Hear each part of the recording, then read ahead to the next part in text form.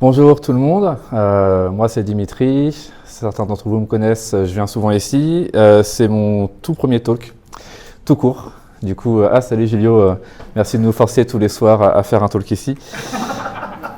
Du coup, pour mon tout premier talk, j'ai voulu chercher un sujet qui pourrait intéresser les fronteux comme moi, mais pas que, aussi les backeux entre autres, puisque moi ça fait 6 ans que je fais du front et c'est devenu un peu mon petit nid douillet. J'ai choisi les thèmes sombres et les thèmes clairs. J'ai pensé que pour les fronteux, ce serait intéressant pour l'aspect technique.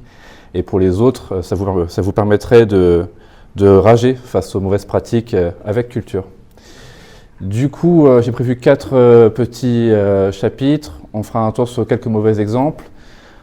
Une petite parenthèse au niveau du contraste. Et avant de parler d'implémentation dans une app Next.js, on fera un détour sur les pièges courants à éviter. Premier site dont je voulais parler, c'était LinkedIn, puisque j'aime beaucoup de choses dans la vie, mais pas l'interface de LinkedIn. La première chose que je leur reproche, c'est leur inconsistance. Ce que j'entends par là, c'est que si ma machine est paramétrée avec un thème sombre et que je visite LinkedIn pour la première fois, j'aurai tout le temps un thème clair dans la tronche. Et si je vais ensuite dans les paramètres de mon compte et qu'ici je choisis d'avoir un thème sombre, ce choix sera appliqué que sur la machine actuelle. Je devrais répéter le paramétrage sur toutes les machines depuis lesquelles je visiterai LinkedIn. Le deuxième site que j'avais en test, c'était Spotify. Alors voici un excellent album préféré à Full Time, je vous le recommande, mais ce n'est pas le sujet. Là aussi, il y a une inconsistance qui est sous une autre forme, puisque Spotify ne propose juste pas de thème clair. C'est un choix au niveau produit. Et ce choix m'a rappelé une vieille question que je me suis beaucoup posée. Si on mettait le thème light, enfin le thème clair et le thème sombre dans un ring, qui gagnerait? Est-ce qu'il y en a un qui est meilleur pour la productivité ou pour avoir 100 000 € de CA en un mois? La vérité, c'est qu'il n'y a pas vraiment de... Enfin, chacun a ses avantages puis ses inconvénients. Nous, côté conception, ce qui devrait surtout nous intéresser, c'est le contraste. Au niveau du contraste, on va regarder le ratio de contraste. Donc, et on peut voir sur la capture ici que plus le ratio de contraste est faible, plus ça devient difficile de lire le texte. Et ça, qu'importe le thème qu'on a choisi. Et on est tous concernés par ça, puisque au-delà des handicaps visuels qu'on peut subir, simplement la vieillesse fait que plus le chiffre descend, plus nous, on va être sensible et on va avoir besoin de lunettes et de concentration. Au niveau du ratio de contraste, on va avoir un manuel de standard qui est le WCAG, pour le World Content Accessibility Guidelines, qui propose surtout, on va dire, 2 degrés de standard, le AA puis le AAA. Le AA est largement suffisant et il recommande pour un texte normal, donc de taille normale, un contraste de 4,5,1. Alors ça, c'est des chiffres qui sont très jolis, hein, cela dit en passant, mais qui, moi, ne me disent pas grand-chose. Ce que je recommande donc, c'est d'aller dans les outils de développeur de votre navigateur, dans les règles de style. Vous avez un petit encart contrast ratio, sauf que celui-ci, par défaut, n'indique rien. Il faut manuellement indiquer une couleur de fond. Et là, on a un chiffre précis qui nous permet de nous situer correctement. Et il faut savoir que ce standard est un standard légal. Si on ne respecte pas certains standards d'accessibilité de l'EA, je crois que c'est European Accessibility Act, si on ne le respecte pas, on peut être amendé à hauteur de 20 000 € par an. Ensuite, du coup, après avoir parlé de Spotify, LinkedIn et du contraste, on va faire un tour au niveau des pièges courants avant de parler de l'implémentation. On parlait d'inconsistance. On a vu que ce n'est pas un automatisme, LinkedIn ne le fait pas par exemple. Préférons adopter le thème que l'utilisateur a choisi sur sa machine. Et si on propose à notre utilisateur de choisir son propre thème indépendamment de sa machine, il faut alors qu'on persiste ce choix. Et c'est pas bien compliqué aussi, on peut le persister sur toutes les machines que la personne utilisera. Ensuite, le FOOC.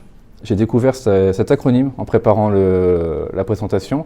FOOC, donc Flash of Unstyled Content.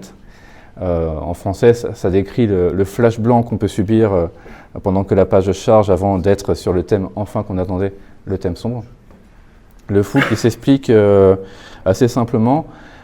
C'est surtout lié parce qu'on a aussi le contexte où on a un réseau dégradé et le CSS prend du temps à être téléchargé. Mais c'est surtout, ça apparaît surtout lorsqu'on porte la responsabilité d'afficher le thème sombre à JavaScript. Et dans ce cas-là, côté navigateur, côté client, on est donc contraint d'attendre que le CSS soit chargé, que les fichiers JavaScript soient aussi chargés, puis exécutés. Donc une bonne approche consiste à éviter de passer par JavaScript pour afficher un thème sombre. C'est ce que fait Tailwind version 4 par défaut. Dans sa version 3, il fallait rajouter une petite ligne dans son fichier de configuration. Et donc par défaut, Tailwind 4, lui, ce qu'il fait, c'est qu'il reste uniquement sur du CSS. Il va récupérer par ce biais le thème que préfère l'utilisateur et donc va afficher le thème sur l'application en conséquence. C'est super parce qu'il n'y a pas de JS, donc c'est super rapide, on n'a plus de fougue, ou alors très très peu. Cependant, ça ne nous permet pas, nous, de proposer à l'utilisateur de choisir son propre thème sur notre application. Pour ça, on est obligé de rajouter une logique JavaScript qui est, ma foi, très simple. Mais on va en parler plus en détail lorsqu'on parlera de l'implémentation juste après. Oui, autre piège dont je voulais parler, le contraste. Alors, on en a déjà parlé, mais sachez juste que quand on fait un audit Lighthouse, il va aussi inspecter ces critères d'accessibilité et on peut le vérifier, le monitorer simplement dans la CI avec Playwright et Cypress. Il y a un plugin tout simple qui s'appelle Axacore et qui permet de crier si jamais une PR a cassé notre respect des standards. Enfin, l'implémentation donc dans une app Next. Alors tout ça c'est sur mon GitHub. On part d'une application Next avec Tailwind. On veut que par défaut le thème de la machine soit respecté et qu'on puisse permettre à l'utilisateur de toggle le thème, choisir thème sombre, thème clair. Alors on verra si j'ai du temps pour vous montrer après le code plus en détail. En tout cas pour l'instant restons simples. Avec Next, du coup, on va partir sur un server component. Initialement, quand j'ai préparé ce bout de code, je me suis dit, OK, ce qu'on veut, c'est que dans le DOM, on ait un nœud. Donc là, j'ai pris l'HTML, par exemple, le tag HTML, auquel on va attribuer une classe dark, si jamais on affiche un thème dark. Et initialement, j'ai choisi de stocker de stocker le fait qu'on est en dark ou pas dans le local storage. Sauf que ça, si on part sur un server component, ça peut nous causer un problème d'hydratation puisque ça va faire que côté serveur, on n'a pas de classe dark et côté client, on a une classe dark. Donc, avec Next.js, je suis plutôt parti sur l'utilisation de cookies. Et comme vous voyez, c'est relativement simple, ça coûte 3 lignes. Au niveau du bouton qui permet de toggle, c'est aussi très simple. Juste, on va toggle la classe au niveau du nœud qu'on a choisi et on va mettre à jour le cookie. Côté Tailwind, la seule configuration à faire, c'est celle-ci. Voilà, il y a le variant dark, donc le variant c'est par exemple dark 2 points ou over 2 points.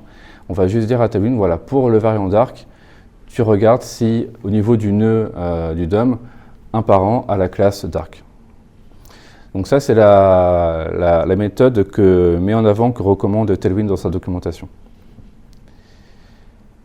Ensuite, là, ici, c'est la fin. Alors d'habitude, je suis plus loin que ça à la maison, c'est trop cool. Et j'ai jamais le temps de lire cette checklist, enfin ce petit rappel. Là, c'est juste un petit rappel de ce qu'on a vu pour vous inspirer des questions si jamais il y en avait. Ce slide sera disponible en ligne et à la toute fin, il y a des lectures que j'ai trouvées intéressantes. Et donc, oui, sur le repo hop, je crois que j'avais bien lancé mon serveur. Ouais. Voilà, donc on a une application, si je regarde mon écran ce sera mieux, où on peut toggle. Et donc qu'importe là on est en thème sombre, donc là si je rafraîchis ça va garder le thème clair. Et bon de toute façon si je rafraîchis de toute façon ça sera assez clair, ça restera toujours pareil vu que c'est dans les cookies ou dans le local storage. Donc voilà le projet en tout cas que vous pourrez trouver sur mon repo. Et c'est tout pour moi, merci.